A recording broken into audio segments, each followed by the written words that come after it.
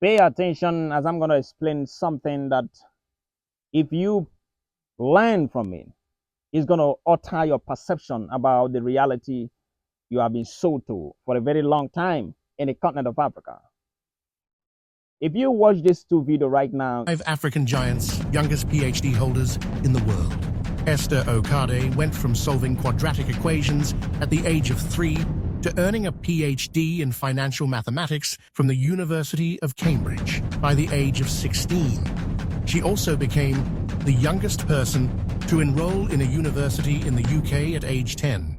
Dr. Dorothy Jean Tillman shattered records by obtaining a PhD in philosophy at just 17. Ruth Amagyan Darkwa made history as the youngest master's/PhD student at the University of New Mexico at age 18. My name is Saborno Isaac Berry. I'm 12 years old. As far as I know, I'm the youngest professor that's ever taught at a university. I'm 11 and I got a scholarship here. He was not in our level, he was beyond our level. Good afternoon, students, and welcome to my physics class. you see that one is of a young Indian boy who is going from place to place speaking to different people. And the other one are 5 Nigerians who seems to have the same equal measure of intelligence or academic credentials as the young man. But that brings me to ask the question, how many times have you seen in your university where any of these young Nigerians who got their PhDs at the age of 16, at the age of 14, 18, 19, were invited to speak to the students in that particular university or secondary schools? You can never see that. Very rare. And why that is important is because it is a culture that is dying in our system if we had it in the beginning.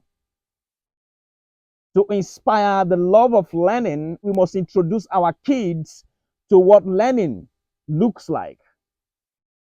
You see, what the Indians have done with this young man called Professor Sobhana Baris is to take him and advertise him out there for the rest of the world to see. And more importantly, to the people of Indians to know that education will always be number one, no matter what goes on in the society.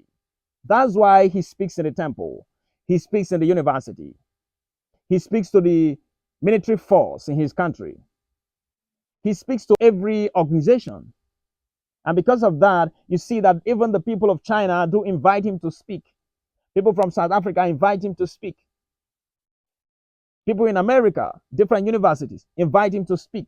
It's not because he's far more intelligent than these our people here, but it's because he's the one that has been given the opportunity.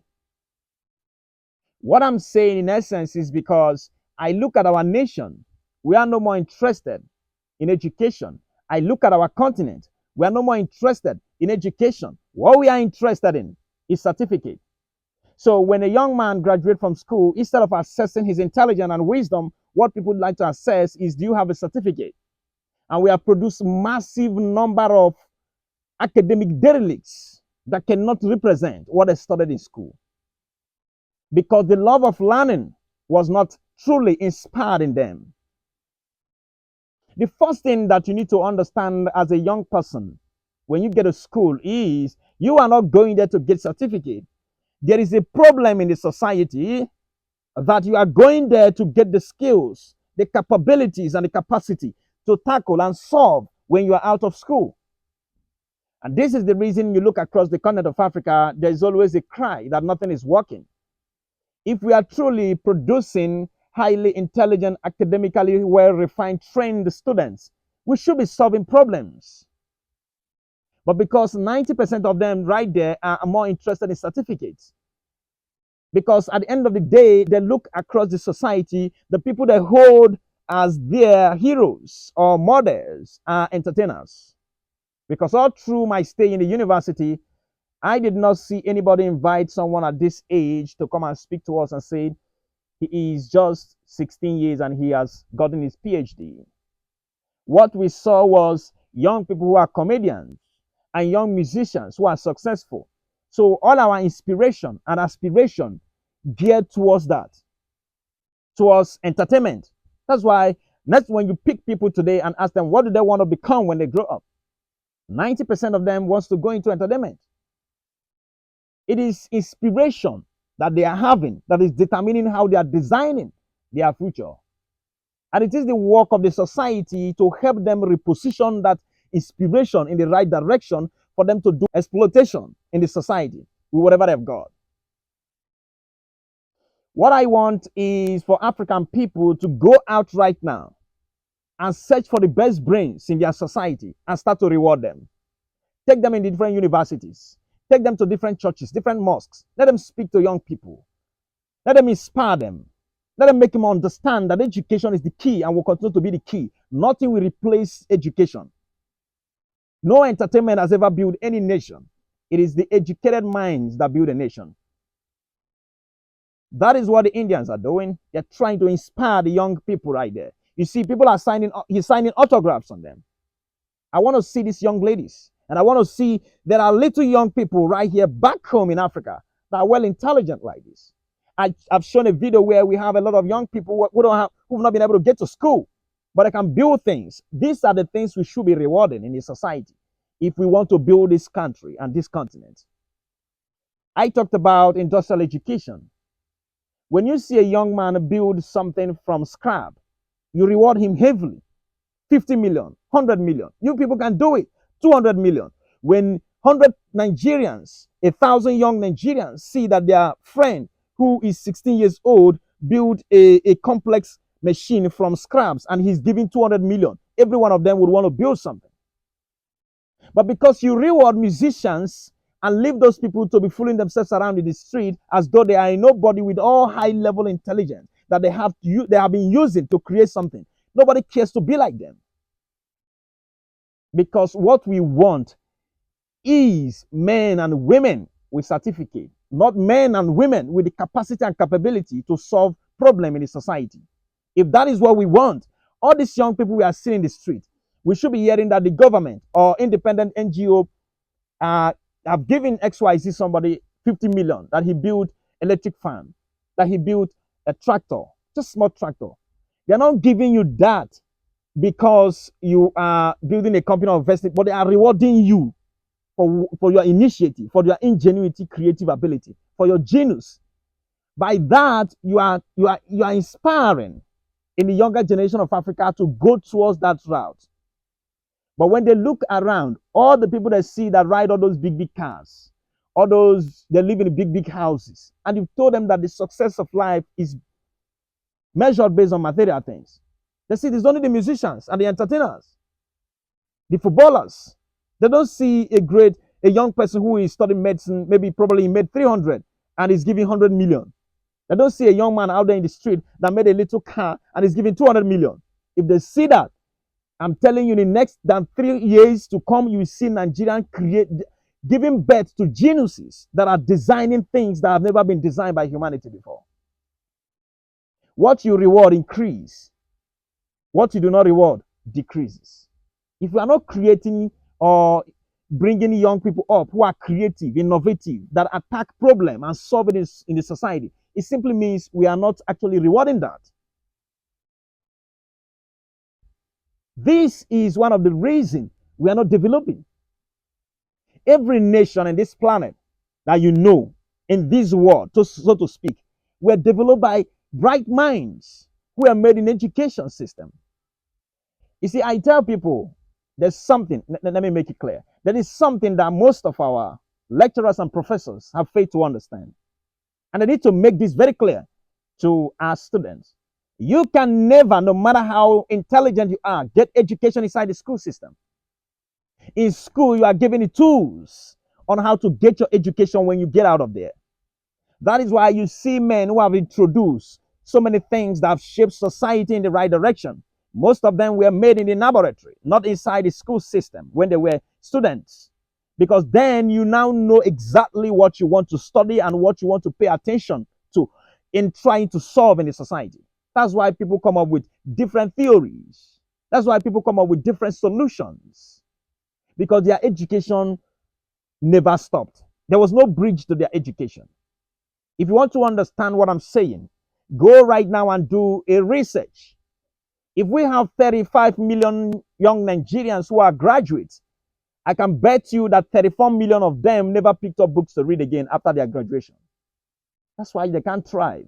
The most powerful idea that is going to make you change and transform the society are ideas that you sat down and got on your own. It is not something that someone is going to teach you. Self-education, I firmly believe, is the only kind of education there is. That's a word from Isaac Asimov. We have to place education at the front door of everything we do in this continent if we must develop. And not education of bagging certificates, but education that enables us to do and solve problems, real-time problems. You remember that we are still farming like the way that our forefathers farmed 5,000 years ago, 4,000 years ago, 2,000 years ago. We are still using hoe today. If you are truly teaching and raising young people in the society that knows the importance of education, that their education was never bridged along the way, that continue to learn, that continue to create, we should have men building tractors. It didn't fall from heaven. We have blacksmiths that can make their engine right there, no matter how inferior it is. They will make it, and by so doing, someone else comes improving it. Another generation comes and improve on it, and you start making things for yourself. But you see, the love of learning has been withdrawn from our people. The best way to reintroduce it is to do this thing I'm saying. Go right now and figure out the best of the best in the society and start rewarding them the way the musicians are rewarded. Start rewarding them the way that the footballers are rewarded. You see, Ben Carson spoke about this in one of his books that I read some time ago. He said what he does is sometimes he will take some of his students and drive him back to his house and show them some of the cars that he had and his own house. And some of them are startled. They never thought that somebody who is a medical doctor who own all of these things, all of these toys and these gigantic buildings, they thought in their mind that the only way you can make such amounts of wealth or succeed is to be an NBA player or to be a musician. I told people that, you see, the reason why most black people have never won Nobel Prize in STEM, so to speak, I'm talking about black brothers in America, is because they have not really paid attention to STEM education. That's why the best musicians you find in the world are black people. The best boxers you find in the world are black people. The best footballers sometimes are black people. You know why? Those were the place that during the slavery that they were allowed to get into. So they developed quickly through that direction. The Jews took another route. They took the route of education. What I'm saying is this: if a nation must build its country and rise to become a first world country, as the modern man calls it, he must place education number one in everything he does, or in everything he does. Otherwise, he will never, no matter how we try, grow. Show me an educated society, and I will show you an Eldorado world. Show me an ignorant society, and I will show you a society that has been decayed by corruption, abuse, killing, pillaging here and there. Nothing separates man from animals like education. Go and pick out my best brothers and sisters out there in the society and start rewarding them heavily. When you have musicians living side by side by a young man who is 16 years old because he built something out of scrap in the same geographical location that cost a lot of fortune to live in that place, other young people will be pursuing to live like that. That's why if you see so many young Nigerians, so many young Africans, they want to be musicians, they want to be footballers because they are seeing the money. They feel that is where the reward goes. And I'm startled sometimes that most of our leaders as well, when they want to do something, The people they are going to use to do those things are still musicians and comedians.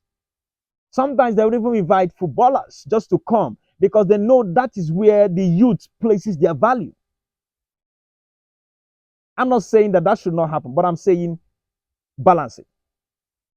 Such that if I am a governor and I'm doing something, I will invite one of these young ladies or someone of their type in Nigeria to come and speak to the congregation, not just to see musicians and dance, not just to hear comedians, so that they will inspire them that there's something called education that we have lost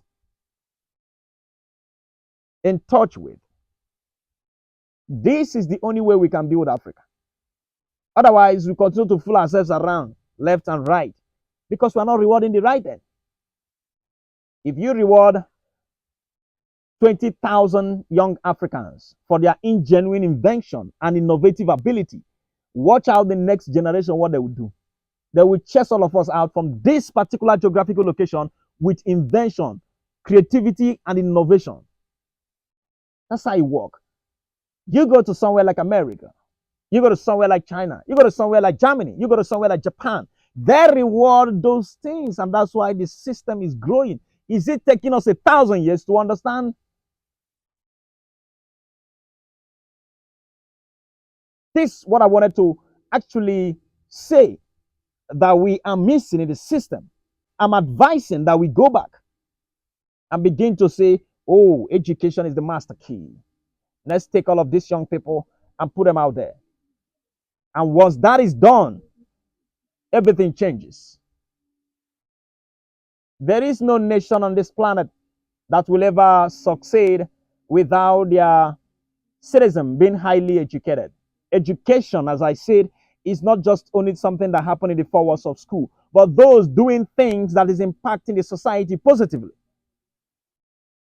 Start rewarding them. Almost all highly creative young Nigerians are in Europe because they are not being rewarded back at home. That's why. Let's follow this idea. Let's chase this route and see what it will turn out in the next 1 century to come. But when I say century, some of you are scared because we don't like to think ahead. We want it to happen now. What I'm saying is this investment may never produce any result in our own time, but it's going to produce massive results in generations and generations to come. That's how nations are built. Fact and fact alone, I'm telling you people. If we have been producing highly intelligent young Nigerians whom their education were never cut short,